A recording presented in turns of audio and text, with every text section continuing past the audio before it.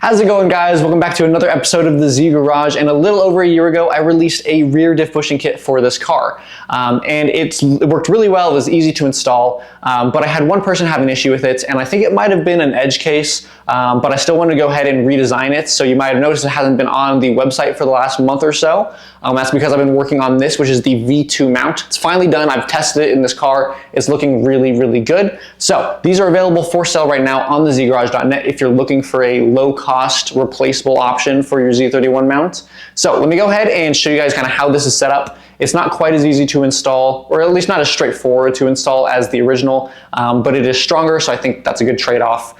So let me go ahead and set this on the ground. I'll kind of show you the pieces to it, and then we'll kind of get into installing it on the car.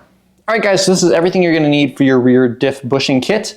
So the kit comes with these two brackets and then this hardware right here. You're going to go ahead and procure your own energy suspension bushing. Again, the part number for this is listed in the site or on the listing. So you can go ahead and find this on like Amazon is typically where I find the cheapest price for these. But there's a lot of different places that actually hold them, keep them in stock. So this hardware actually comes with this kit, and you might notice I chopped the ears on this. So that is not required for this new kit. You can actually use the entire suspension bushing, so no modification needed. That's one of the main features that I really wanted to roll into this because I hated having to cut these ears off. This was one of the kits that I had prepared for the previous version. So we're gonna go ahead and in the car, you're gonna actually kind of just grab these two pieces, kind of hold them like this inside of each other. Again, so this pocket is facing outwards, so you could always technically slip this in here. And then we're gonna go ahead and install this onto the diff through these two holes right here. And then these four holes on the upper bushing, 2 and 2, those go into the top of the frame, basically. And you have to install this all as one package because unfortunately, there's just not enough space in there. Theoretically, you could remove the studs that go into the diff, and that would make this really easy. Unfortunately, I'm not going to recommend doing that because I haven't done it myself. That is technically an option. If you did remove those studs, it would allow you to go ahead, put this upper piece in, torque these guys on, and then put this lower piece in, torque these guys on. But without doing that, basically put these all in as one. You're going to use just a regular wrench to go ahead and tighten these four. So you can't get a torque wrench on here. That is the downside of this kit that I was mentioning. So we're going to go ahead and use red Loctite on all of these places because we don't want this coming off.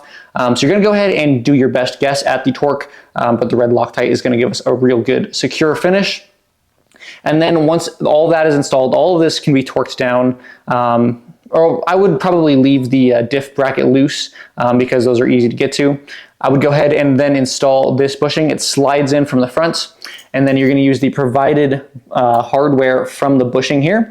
I typically use just a washer and a bolt, although it does come with a spring washer. I would just use the washer and bolt with red Loctite. It is completely up to you. This just gives you a little bit more thread engagement. You can go ahead and thread these in here. And you may notice that this bracket here is slotted, so this can move forward and backwards a little bit.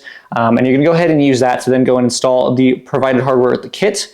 And that's just gonna go through these wings. And this is a little out of plane on the ground here, but the bolt goes through the bottom, and then the nuts, you reach around, put it through the top. It is a little bit of a tight fit, but you can definitely get it. I mean, it only took me a few minutes to get both of these bolts in on my car. So you're gonna go and reach around, grab that in there, and then tighten this down. And then with a wrench, you're going to hold this bolt here, and then you can tighten the bolt there. You do that both sides, and once you're done, you can torque up these guys and these guys as well. It is a pretty straightforward kit. The only downside I was mentioning is that you cannot torque these with a torque wrench unless you somehow removed the studs out of the diff. So this is the idea. Let me go ahead and show you it in the car, guys, so you can see what it's looking like. And this is a really great mount because this is nice and serviceable. You can just pull it out and put a new one in. You don't have to kind of deconstruct the whole thing like the previous version. So I'm really happy with how this came out. It is very strong. The geometry of these bends are a lot stronger than the original. So I'm really excited, guys. So let's go ahead and take a look at what it looks like in the car and see if there's any finishing thoughts that I have. All right, guys, I apologize. This is a voiceover because my camera didn't capture any of this audio, and the camera's a little shaky, so I apologize for that as well. But this is the bushing in the car. A couple of these hardware pieces are different than what you guys are going to get in the final kit version, so just ignore any differences you see here. The previous stuff was correct.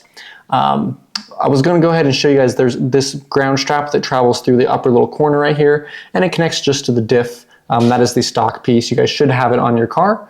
So what we're gonna go ahead and do to install this is put a jack underneath the diff right here, and that's gonna allow us to articulate it up and down during the installation. You're gonna go ahead and lower it to get the 2 brackets in, and then you can go ahead and put the upper nuts on, going on those studs. That's the easiest thing to do. And then we'll go ahead and tighten either of those down on either side. Again, I recommend thread Loctite since we can't actually reach a torque wrench up in here at this point. And then we'll go ahead and put the diff nuts on. Those 2 are pretty easy to get to as well. And then once those 2 are on, we're gonna go ahead and this heat shield should be out of the way. It's the easiest way to go ahead and work in here. It's just a 10 mil on either side. But then we can go ahead and slot in this bushing once we're done with that.